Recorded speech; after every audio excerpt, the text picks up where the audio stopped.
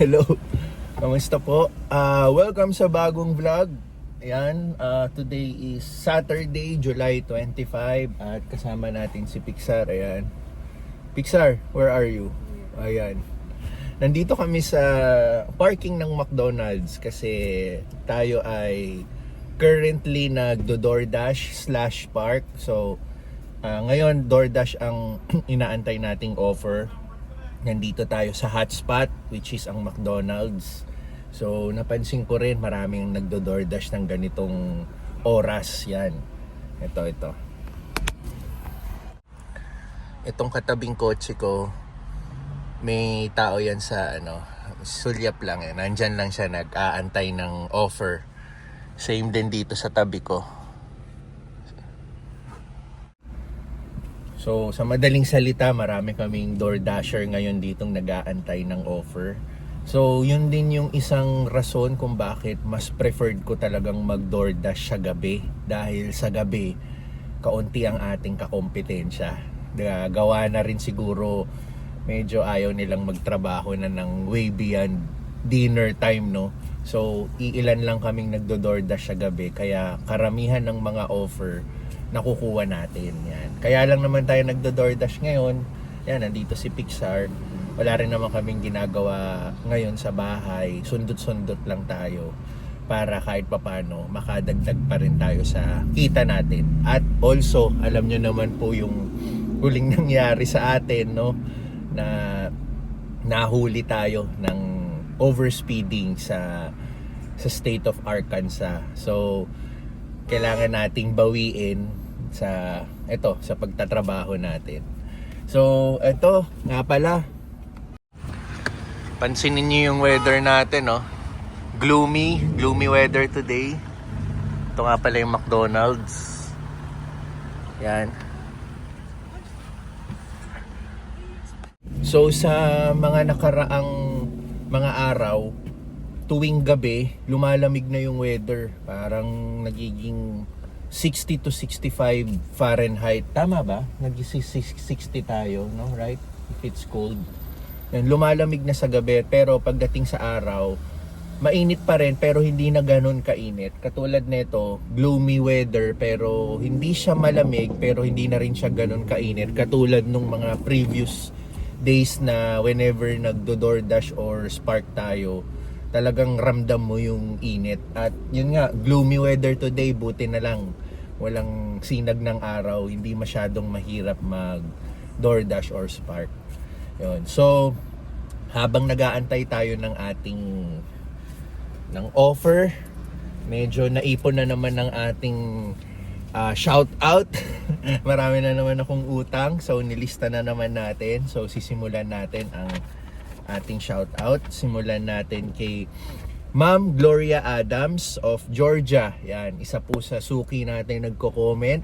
Nagpapa-shout out po siya. Sabi niya, masarap talaga yung chicken nila. Panalo yan. She's pertaining dun sa Gus World Famous Chicken dun sa kinainan natin sa Arkansas. Thank you. It's our first time here. I wanted to try. Oh, so big. So, Ma'am Gloria, masarap po talaga. Kung babalik tayo ng Arkansas, isa yan sa hahanapin ulit natin. Or hindi ko alam kung may ibang branches siya sa mga ibang state, no? Sabi niya, punta din tayo ng Biloxi, Mississippi. Ayun daw yung Las Vegas of the South. Yan. So, ni-research ko nga po yan, ma'am. Oo nga, may mga casinos, even may beach din po, no? Parang white sand yata, at dinadayo rin po ng turista. Yun, siguro po pag napabalik tayo ng Mississippi, consider po natin yung Biloxi. Yan. Next po, Henry Tan. Hindi naman po siya nagpapa-shoutout, pero naku-curious kasi siya kung how many thousands na yung mileage natin dito sa kotse. Dahil siguro kaya siya naku-curious dahil pa na yung road trip natin. So, ang hula niya is 10,000 plus mileage na daw. Which is tama naman po kayo. Na-reach na po natin yung 10,000 mileage natin. Kaya nagpa-schedule na po tayo sa Toyota next week.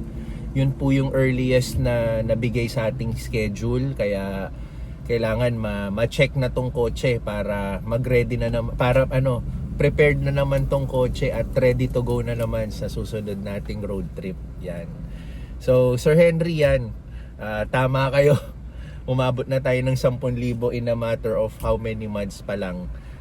So, Kid Raul, nagpapa-shoutout siya dati. Sabi niya, i-shoutout ko daw siya pag nakapag-dayo or nakapag-trip na kami sa West Coast. Pero hindi na daw siya makatiis, kaya nagpapa-shoutout na siya ngayon. Tapos sabi niya, meron siya mga Uniqlo shirts na hindi niya ginagamit, pero dahil nakita niya daw tayong paborito natin, yung polo nating madalas na nating sinusuot, lalo na pag nagro-road trip, yan, ginagamit na din daw niya. Which is, ang Uniqlo naman po talaga isa sa paborito kong brand. Lalo na sa Pilipinas pa lang, yan din ang madalas nating suot. Yung mga t-shirts nila magaganda rin. Kaya nga po, pag dumating po ulit yung pagkakataon na makabisita ulit or makauwi kami ng Pilipinas para magbakasyon, isa po ang Uniqlo sa pupuntahan ko at maghahakot tayo ng mga bagong t-shirts at polo para madala natin dito sa Amerika.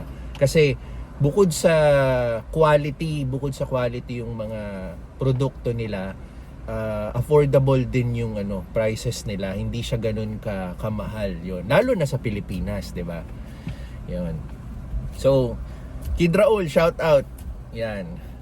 So, next po, ito hindi rin po nagpapa-shoutout pero isinama ko na rin para po may ma-share tayo.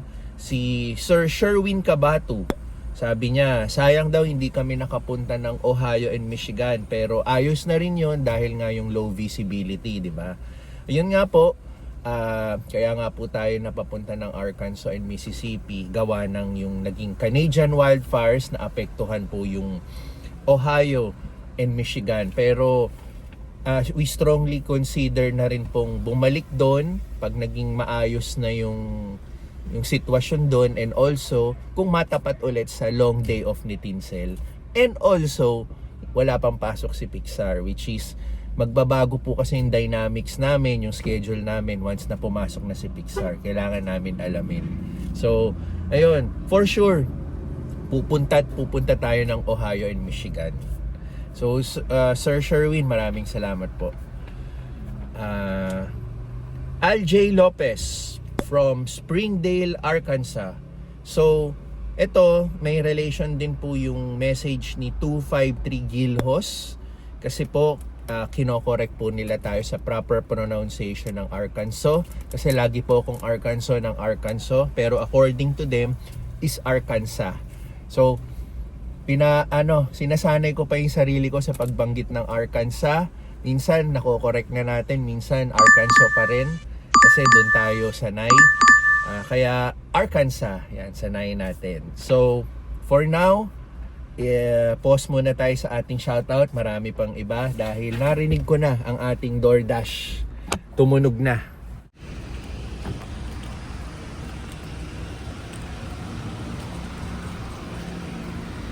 Oh, let me help you. Thank you, sir.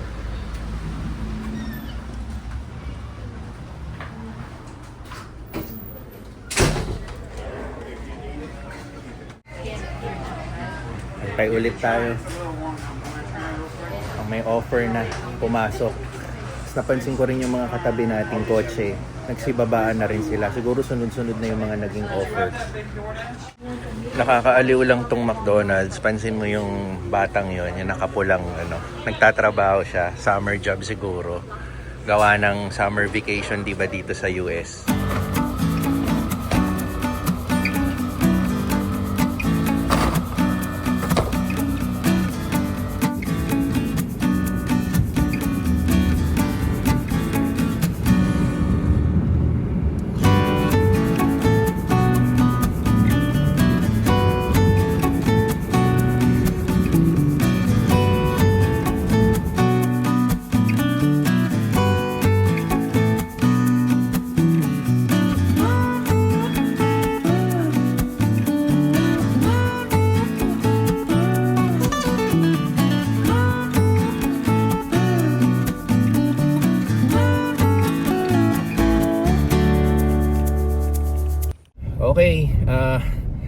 natapos na natin yung offer, marami-raming order si client. Ngayon, babalik na ulit tayo sa hotspot.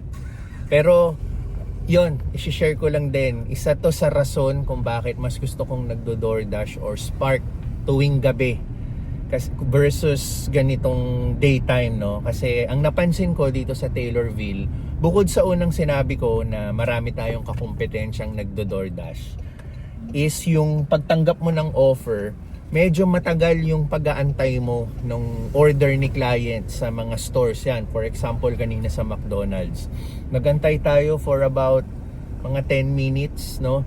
Usually, ang waiting time ko dyan is mga 2 to 3 minutes lang yan. Pinakamatagal na yung 5 minutes. Yun, minsan nga pagdating ko, ready na yung order. Pero sa case kanina, parang pumila rin tayo, nag-antay tayong matapos yung order ni client.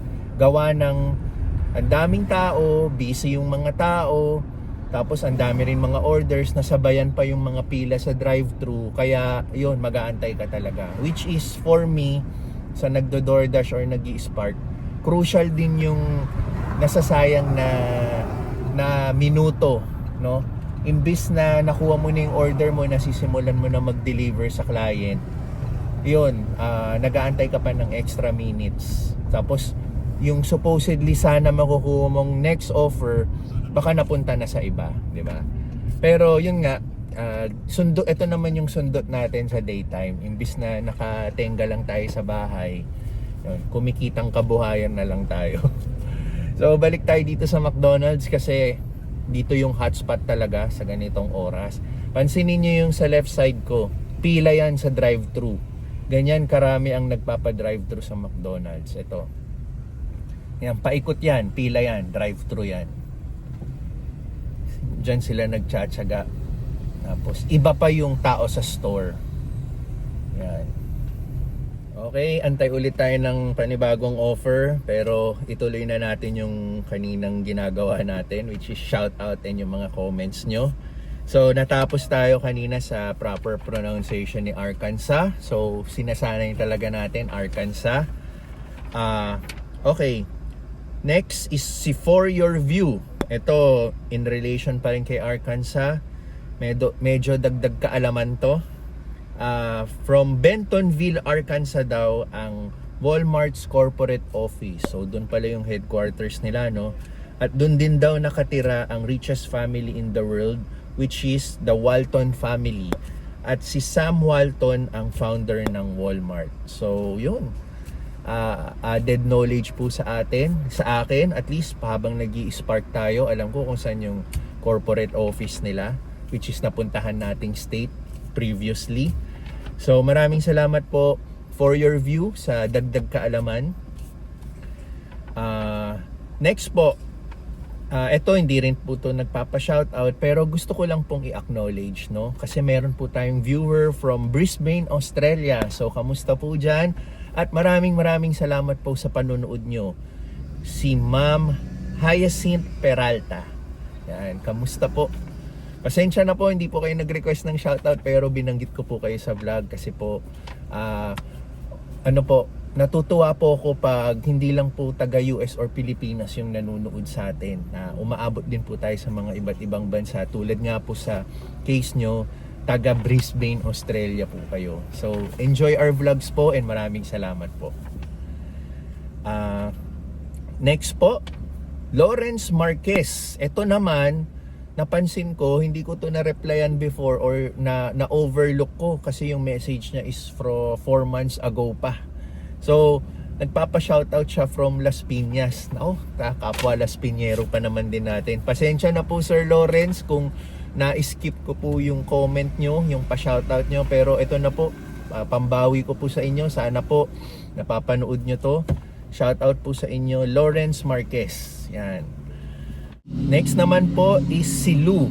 Yan. May question siya if saan daw pwedeng mag-park sa Chicago kasi magpaparenew sila ng passport dahil mag-i-expire na daw yung sa anak niya. Well, wala po akong marerecommend sa inyo saan pwedeng mag-park sa Chicago, pero ang marerecommend ko po yung ginawa ko pong diskarte last time, yung pumunta po kami ng Chicago at pinarenew namin yung passport ni Pixar. i-try nyo po yung app na to, yung Spot Hero, yan. Isi-search nyo lang po dyan yung location na pupuntahan nyo at hahanapan na po kayo ng nearest parking. So, pwede po kayo magpa-reserve ahead of time. Pwede nyo na pong gawin ngayon yan. Tapos, payable through credit card po. So, ilalagay nyo rin po yung oras. May oras doon kung ilang oras lang ang tingin yung estimate ang itatagal nyo. Tapos, may price lang din po kung magkano lang yung babayaran nyo. So, itry nyo po yung app na to. Very helpful po at may peace of mind ka na kasi habang papunta ka sa Chicago, alam mo na meron ka ng paradahan. Hindi ka na maghahanap. Kasi time consuming din yun yung paghahanap ng parking at the same time, hindi mo alam yung babayaran mo how much, di ba? So, yun. Good luck po. Ingat po sa biyahe papuntang Chicago sa pagpaparenew po ng passport ng anak nyo. Next po, si Reg Racer. Ito naman yung may kinalaman sa last vlog natin. Ito po yung nahuli tayo at natikitan tayo ng overspeeding. At marami rin pong in relation sa comment ni Reg Racer, ang nagsasuggest nito na maglagay tayo ng parang tracker ng speed limit natin. Yan. Maraming salamat po sa mga nagsasuggest noon kasi nga po yun yung nangyari sa atin para makip track lagi natin yung speed natin lalong-lalo na pag nagro-road trip tayo. Pero isa lang din po masasagot ko sa inyo. Yung Google Maps po natin, yung iOS Maps po natin, and minsan pag si Teams po ang nagna-navigate, nagre-remind din po siya sa akin ng speed limit. Sadyang yung time na yon nagkasabay-sabay lahat. Unang-una, aminado po ako, hindi ako nagpe-pay attention. Hindi ko po nakita na nagbago na yung speed limit sa kalye. Pangalawa, hindi ako tumingin sa monitor ko na may indicator na speed limit. Hindi ko siya pinansin. Talagang nagda-drive lang ako ng 75 miles per hour at nakatutok lang ako sa kalye na ganun. Tapos pangatlo, si Tinsel na casually nagre-remind sa akin ng speed ko, tulog. Tulog. So wala. Ganyan lang ako. Ganyan lang ang pwesto ko na hindi ko namamalayan. Yung 75 ko is nasa 65 miles per hour na talaga tayo. Talagang oras ko siguro yun para mahuli at maging wake up call ko.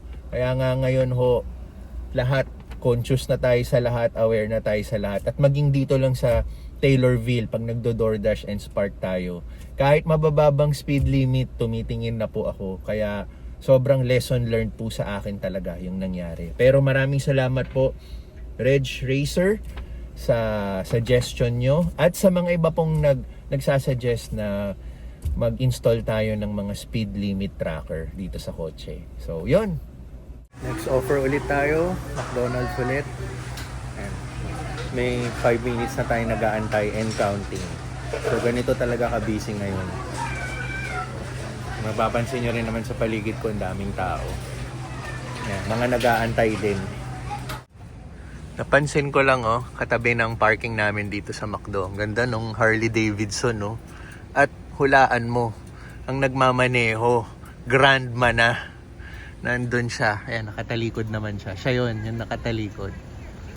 Nagpaalam ako kung pwede kong picturean or videohan. Pumayag naman siya. So, ang ganda ng Harley Davidson niya,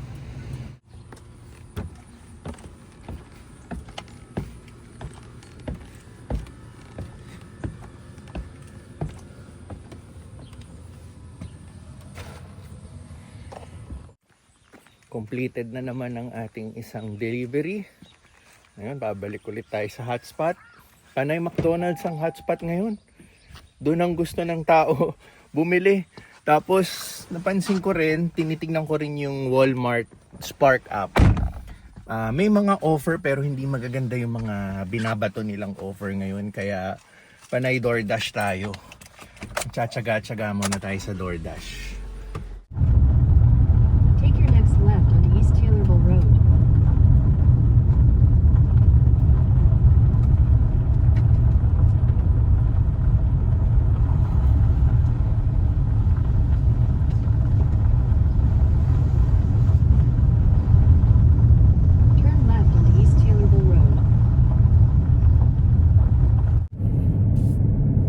Usapang NBA tayo, basketball.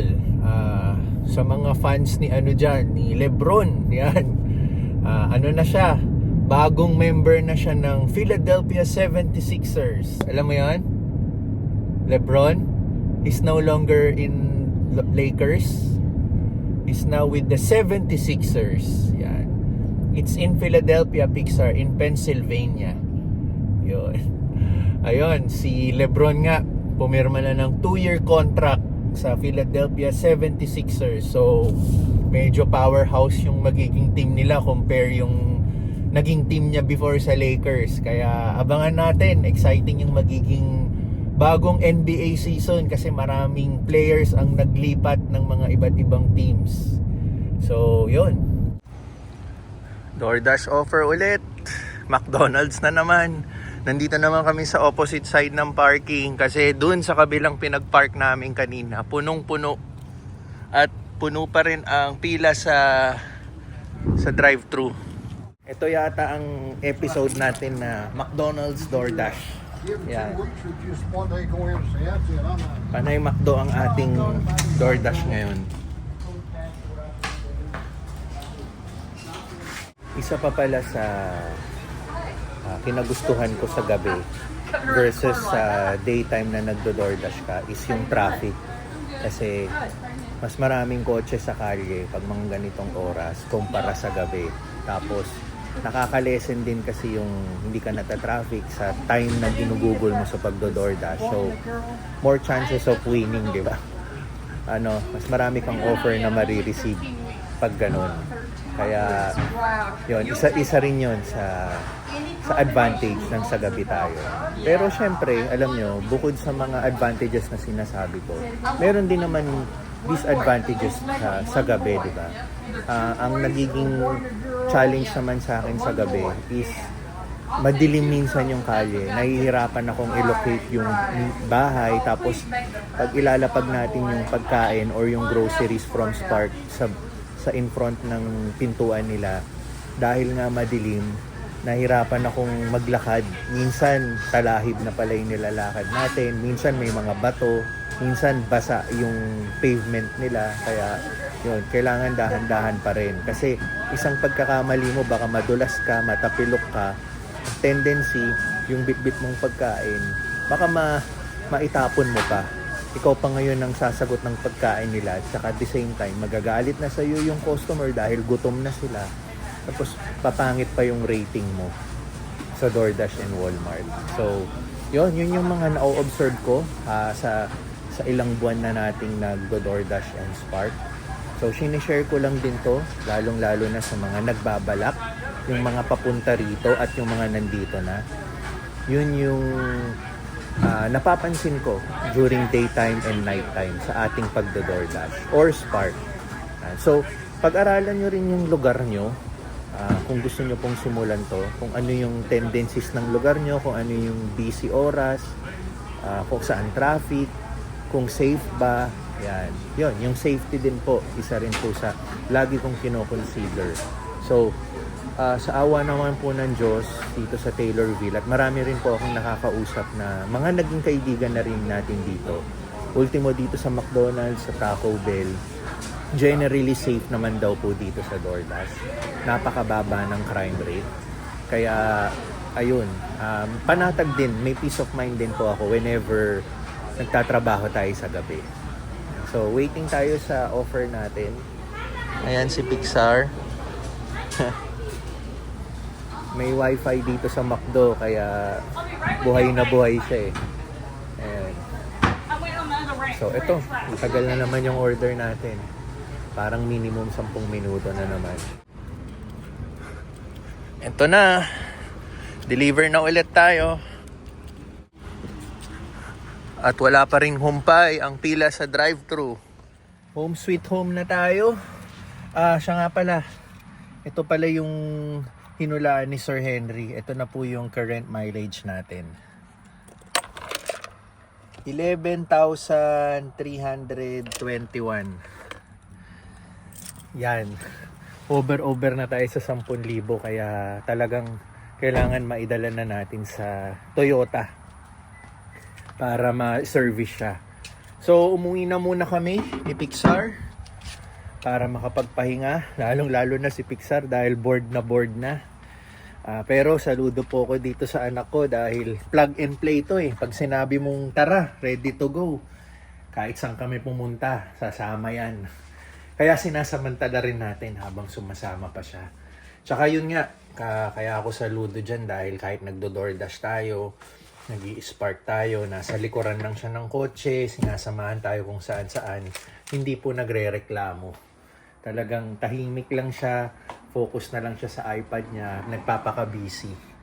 Kaya ayun, isa ring rason din pala ito kung bakit mas gusto kong nagdo-DoorDash and Spark sa gabi. Kasi nga, yun nga po, naiiwan ko si Pixar dito sa bahay dahil nakauwi na si Teens from trabaho dahil pang umaga po ang schedule ni Teens. So, pag uwi ni Teens, turn ko naman para magtrabaho. Kaya, pwede na nating iwan si Pixar dahil alam nyo naman po dito sa Amerika, hindi natin pwedeng iwan ng mga anak natin mag-isa. Kung hindi, yari tayo. Pag may nakakita, isusumbong tayo.